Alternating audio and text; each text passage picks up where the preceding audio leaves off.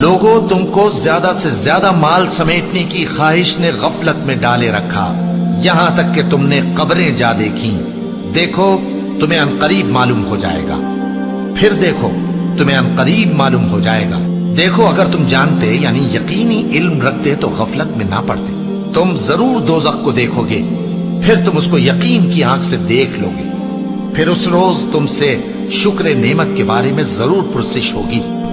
انجیر کی قسم اور زیتون کی اور طور سینین کی اور اس امن والے شہر کی کہ ہم نے انسان کو بہترین سانچے میں ڈھال کر پیدا کیا ہے، پھر ہم نے اس کی حالت کو بدل کر پست سے پست کر دیا، مگر جو لوگ ایمان لائے اور نیک عمل کرتے رہے تو ان کے لیے بے انتہا اجر ہے۔